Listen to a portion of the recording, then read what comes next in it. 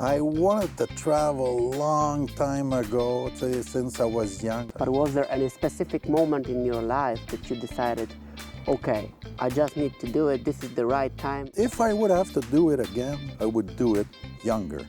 I'm giving myself 2 years to complete the tour. What would you change if you plan your trip one more time? My first travel were backpacking. I'm missing those barbecue supper we used to do. It was the best thing I ever did. And we got along so well with them that we were invited to that wedding on the beach. Trick for everyone traveling. I want to live one sunset more than the people who are going to stay here. Do you think everyone can afford it to organize themselves so travel slow, so it's less expensive?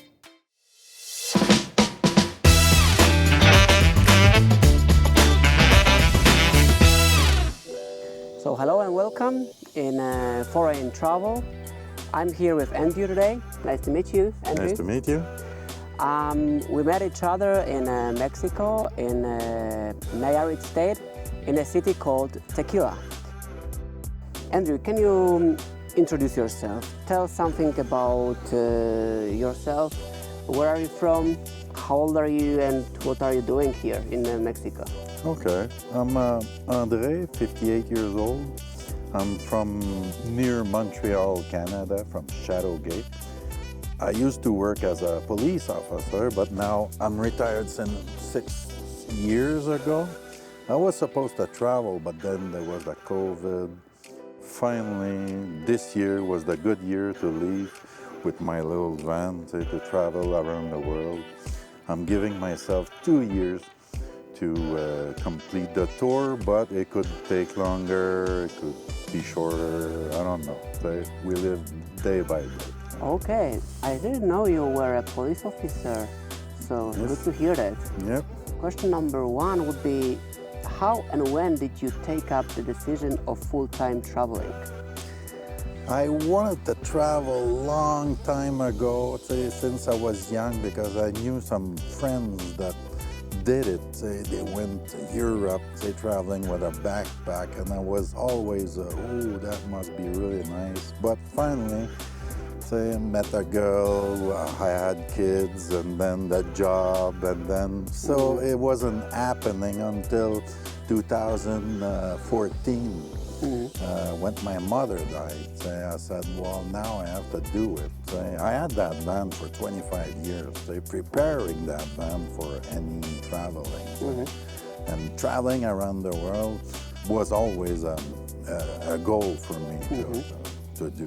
But was there any specific moment in your life that you decided, okay, I just need to do it, this is the right time, I was always dreaming of it, but this is the right time? Well, I knew since I retired quite early, I was retired at 52 years old, that I would do it when I retire. Then I have all the time, my kids grow older, so There's always something. Yeah, but now I've got no more responsibility. I have my little money every month for the traveling, and I think it's the perfect opportunity to leave when you are retired. But if I would have to do it again, I would do it younger. Take a period, 6 months or a year to travel around the world. There's so much thing we could learn from traveling and seeing other cultures and traditions. But eventually you are on the road, you finally took this decision, so I'm happy to meet you here. Yeah, but my first travel were backpacking. I did backpack, I left for a period of about 6 weeks. I could do it while I was working, I took vacation. And I did backpack in Thailand twice. I went to China, I went to India for 10 weeks backpacking, and I went all around, by buses, train.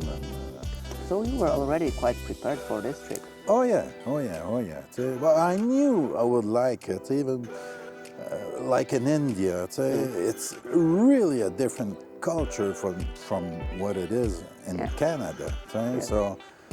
But I'm like a child in a park when I go elsewhere. So I like to learn from people. Yes, So, this is what you can experience all the way along on your trip. Thank you Yep. for that. I would like you to share more because I already knew it, but what are your plans? Where have you been so far on this trip? Where did you start? What did you cross? And what are your ultimate goal with this trip? Started in Montreal early September. I went down USA, but I didn't want to do too much of USA since I've done a lot in the past. I used to go often in USA. I did almost the complete coast east, including Florida. I've been to Louisiana with my brother. So we took a month and we went to Grand Canyon. So USA, I've touched a few places in my life. So I said, no, since it's very close to Montreal, I won't do too much in USA. But I still stopped at the 5 national parks in Utah. Okay. And I also went to, what's the name of California? Then we moved to California? No, or- just up Utah, the big park, Yellowstone. Yellowstone. Yeah. So I wanted to see Yellowstone. So I went through Yellowstone on my way here. Then I went down Baja California with my van. Yeah. Then I spin around the peninsula at the bottom, the south bottom. And then cross over, and then came by here, went to Tepic. Okay. And now I'm heading, after here I'll be going Guadalajara, then Mexico. I'll be spending the holidays, Christmas and New Year's Eve, I believe around Mexico City. Mexico City. Mm-hmm. Yeah, and then I'll be spinning around Yucatan Peninsula. Mm-hmm. Around Cancun, I'll put my van in a safe place, in a storage unit, and I'll go back to Montreal for 2 weeks to see the family, and I'll come back and continue my journey towards Belize, Guatemala, and then Central America. Okay. I know something more about your next plan. Since you are traveling south across Central America, then Panama, you cross Darien Gap to Colombia, then very, very, very south up to Argentina. But I know there is some continuity on your mind. Yeah, but after I do spin around South America, I'll find a boat in Brazil, because in between Brazil and Africa, there's some commercial line with the boat. So I'll find a boat, put my van in a container again, and send my van into Africa. So you will be traveling east. Yeah, because I want to live one sunset more than the people who are going to stay here. Okay. That's pretty much awesome. I know from the background, since we talked yesterday, that you want to have this trip all around the globe. So you want to make a complete turn over the globe, don't you? Yep. Okay. Yeah. And I'll be, now there's no sticker on my van, but you see that little stripe there? Once I do a bit of country, I'll be sticking the flag of the country all around my van there on both sides. So I didn't start it yet because I think I have to print it to have the perfect size flag to stick on it. But I believe it would be nice instead of sticking my windows everywhere. Beautiful stripe on your vehicle. Yeah, it would be. Like colorful stripe, but all the countries are made by order. Since we touched this topic, the question number 3 is about your rig. So this is pretty nice Westfalia, and I love this rig. I tell you before our interview that when someone is thinking about full-time traveling, his first thoughts is about transporter. Can you talk something more about the engine, about the setup? What do you have at the roof, in the back, and how did you prepare it for this trip? I was lucky to get that rig because owned that vig for 25 years now, and it belongs to the grandfather of my girlfriend at that time. Right? And I had that vehicle for, it wasn't expensive, it was quite new. So, and I kept putting money on it to keep it okay. I did change the engine though for a Subaru engine 2.5 to have a little bit more power into when I'm climbing hills. Yes. And I've been adding stuff too. Like on the top, I did add the solar panel. With the solar panel, my fridge right there is working forever. Okay. So that's a good plus. I don't need propane for my fridge. I do have propane for my stove there. And I had water filter too. There's a carbon filter and there's also a UV filter so that I'll be safe with the water all over the world. This is very important, travelers, to prepare yourself for the water because in many developed countries the water can be drank from the tap, but there are many countries that you cannot do that. So you need to think it up front, how are you going to prepare it? Yes. So what is the year of your Westfalia? 87. 87. Imagine guys, this is 87, transporter free. Transporter? It's called Transporter in Europe, but here in America it's a Vanagon. Okay. Vanagon, it's a T3, but in America we don't use the T2, T3 thing. Yes. Well, I know it's a T3 because I have a friend that does have a similar vehicle in France. How does your daily traveling routine look like? So how do you prepare your day? How do you plan your day? Or it comes naturally? It comes naturally. I live day by day. Some people say, yeah, you must be really organized.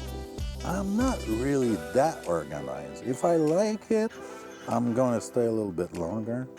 If I don't, I'm moving to the next stage. And once I have free times, I'm always doing research, say on internet to find some nice spot around. So I'm adding a lot of stuff towards my destination. Yes. Right? So do you stick to your original plan or it is changing on the way? It could always change, but for now, I'm about what I thought it would be. Okay. Yeah. Okay, and it is fixed until the Mexico City, or in the Central America it's also more or less written? I have a lot of pinpoint on my Google Maps, but it doesn't mean I'll do them all. But once I go there, sometimes local people could tell me, oh, you have to see this, and it's not on my list. Then I might add some more stuff on my list and change my my path. This is quite important. It happens to me as well. So I meet people on the way. They tell me, okay, it was nice there because they travel the opposite way, and they told me they have been there and you need to go there. So I also do that to pin it on my Google map, and then if you see big perspective on your map, then you can draw a line across. Usually you see a line there. Yeah. It is. Thank you for that. What do you like the most about full-time traveling? So what is unique to a daily life that you had so far? It's to get involved with local life. I've been meeting people and hang with them and know more about how they live and the food, everything that's different from what I have in Montreal. I'm like very attracted to this. Mm-hmm. Okay. So the people. The people. Yeah. I mean the local people, but also the travelers that you meet on the way? Yeah, travelers too, because I have to learn from people from Poland. I have to learn from people all around the world. And then I have friends all over the world, so once I'll be traveling in their country, if they're back or they could tell me, hey, you have to go see this or go to see that person, he's gonna help you out. And so it's always a plus to know people from travelers or local Yes. or yeah. We are on our 1 year trip, but so far I met so many guys from many different countries, and I have invitations everywhere. So after I finish, I need to have a second trip to visit all those guys at their home. Yeah, yeah. Thank you for that. On the other hand, what you don't like about traveling? Is there something that really is like a pain every day that you need to do, or you sacrifice something since you live a comfortable life in Montreal? It's not that I'm missing the comfort of home, because once you're in your own comfort, say you pass more time in front of the computer, more time in front of the TV, and you've got those habits of doing the same thing all day, say. But when you're traveling, it's different, say. It's more, say, day-by-day thing, and it's never the same, say. But of course I'm missing family, I'm missing my friends, I'm missing those barbecue supper we used to do with my friend Francois. I'm missing, say, I wish I had, say, a lady to come with me, say, but I didn't find any adventure lady who would be free to do it, and say, so I'm okay. That's okay. Yeah, it's okay. Okay, so I don't see many drawbacks. It's like, okay, the barbecue is an important factor, but at the end it's not a lot that you mentioned. No. Say, but say I do miss my routine a bit from Montreal. Say, like in October, say a newborn grandson was born. Yes. Say, and there's also the other grandson, Liam, who's 5 years old. I'm missing them, and I didn't see the last one because he was born in October. I wasn't there, so I have to go back once in a while to keep the connection with my family.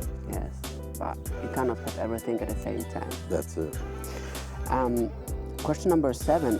What would you change if you plan your trip one more time? Would you change something in your preparation, setup, or you are so comfortable with what you're doing that like you would change nothing? I'm missing the 4x4 on my rig. Having a 4x4 would be so much handier when we go to South America or even in Africa. Maybe a little bigger rig. But I'm quite happy with my van there. At the end, there is some compromise. So Yes. the smaller rig is also more flexible, I would say. Yes. And we talked about it yesterday. It's small enough that you can fit it into the container, which is much cheaper to ship. That's it. At the same time, you told me yesterday you can park your vehicle in the center of the city, pretty much being invisible, and sleep inside. Free of charge, and say I could be close to downtown any city. Yes. And say because I'm so small, say I'll park somewhere. Yes. Say. But you know, 4x4 would be a nice thing. Yeah, because I'm not always into the city. I prefer seeing mountains and seas and doing trails and and visiting say those big cities. There's always something to see in the big city, but I prefer being outdoors and doing outdoors activities. I'll tell you the funny story. 4 days ago in Baja California, we got stuck in the sand, and I turned on my 4x4. But it eventually found it is installed. The dials are popping up that it's on, but it's not on. I can see the wheels spinning only in the rear, and they were not in the front, and the differential was locked. So I got 4x4, but at the end I don't. Okay. So sometimes you get stuck anyway. But I think this is one of the things that happens to all the travelers, that there are unexpected things that you cannot predict. and they just happen and you need to solve them. Yeah, you solve them once they arrive. But they say if you remove pressure from your tire, it's going to be easier to get off It the is. sand. It is. So It a is. trick for everyone traveling. This is very nice. So Yeah. to deflate it a little bit, Yeah. and remember to have a compressor to inflate it Yes, again. yes. I'll ask you, is it costly to full-time traveling? Do you think everyone can afford it to organize themselves? And if you have some tips how to make it cheaper, that would be nice to hear as well. But there's a discipline to keep, say, if you want to stay into your budget. I have an application that gives me my daily budget. I'm trying to keep in between what I'm aiming, say, but then, say, of course, there is a lot of stuff to do. Say, like in Utah, I went and I did the helicopter tour. Say, the helicopter tour took a lot of my budget, say, Yes. but once I stay somewhere, like if I'm staying here and it costs 400 pesos, then if I go easy, say, a restaurant this and there, say, then I'm catching up on my budget. Say. It depends. I know some people who they could travel with $100 a week. Okay. So it depends on what you're aiming. It depends on your budget, but it is easy. The biggest expense that we have, I believe, it's the gas. So if you're traveling too fast, your budget is going fast too. Okay. This is a very nice pro tip. So travel slow, so it's less expensive because you move less. That's it. And then you connect more with people when you stay a little bit longer in a place. This is what happens to me as well. Yeah. I haven't thought about that since when I stay longer at one place, I get along with more people. Yeah. This is true. Oh, thank you for that. This was a very nice tip and very nice suggestion. Question number 9. What is your best experience so far you have on this trip? Not a general one, we exclude India and Thailand, but since you moved from Montreal with your Westphalia, what is just one or two best things that you memorize like all the time? Of course, walking trails in national parks in Utah was very special, because we don't have that in Quebec. But I believe that the best experience would be at La Paz on the Baja California. I went on a tour to swim with the sea lions. Oh. And I took video. I have my little GoPro, so I brought my little GoPro in the water. And I made a video out of this, and it's going to be quite good memories. But also, okay, in Los Barriles, okay, we decided to stay there because the campground was really nice. There was a lot of trees, flowers, and I could park there with one of my American friends. So we decided to stay a week. And on the first night, we went into a local bar not too far, and we met some people from Montana, and they were having a wedding on the next week. Okay. And we got along so well with them that we were invited to that wedding on the beach, and they had a house, a beautiful house. It was the nicest wedding I saw in my life. And I was part of it. I was so grateful to Chris and Summer. Thank you so much again. Oh my God, this is incredible. I was always dreaming to be invited to a foreign wedding one day, and you were invited to an American wedding in Mexico. See? That is exceptional. That is really exceptional. Yeah. And this is something you cannot buy over your trip. I say it on every interview. You can go to a travel agency, you can purchase a very nice trip on very nice beach with very nice hotel, all inclusive, and you can go to see cenotes, Mayan culture, but at the end there are something you cannot buy over your trip, like That's it. like this That's event. wedding. Yeah. That's very nice. At the same time, I have another question a little bit connected to it.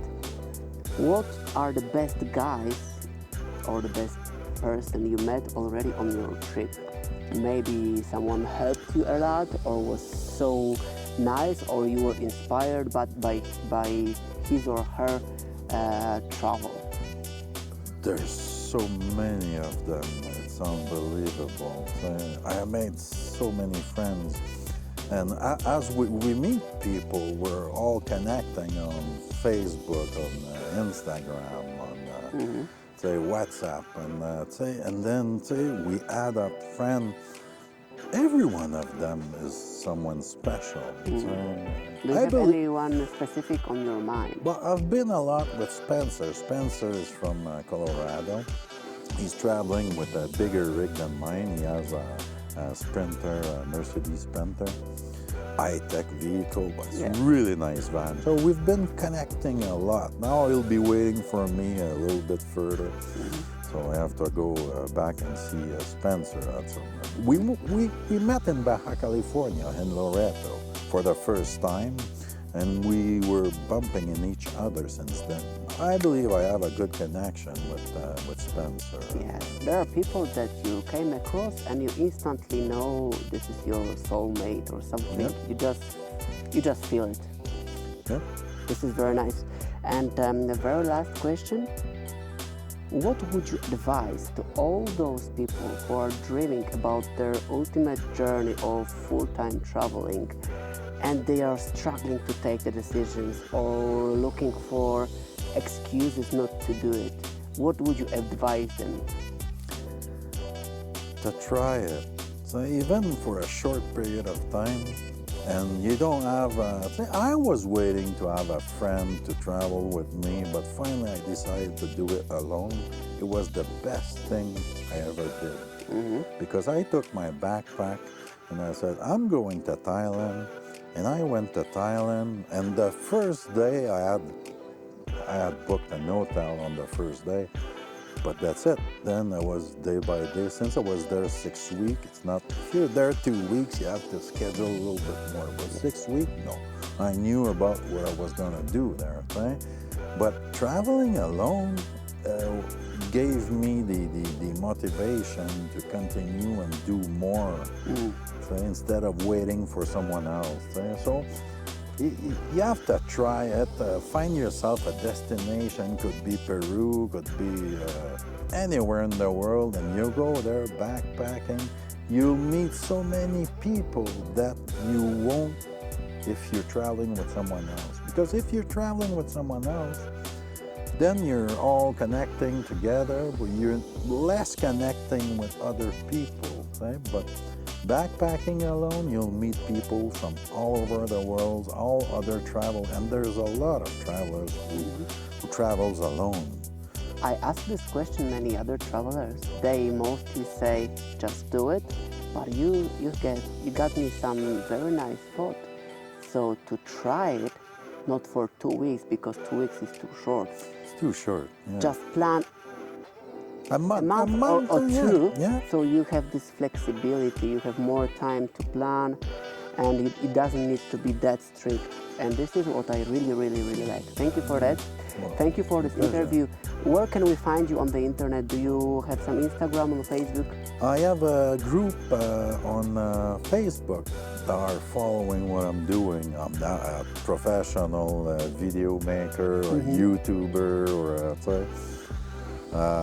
but I have that group. It's in French though, because I'm basically French. My English is my second language, and now Spanish will be my third language. But it's called Aventure sur le Globe, Adventure on the Globe in French. Okay.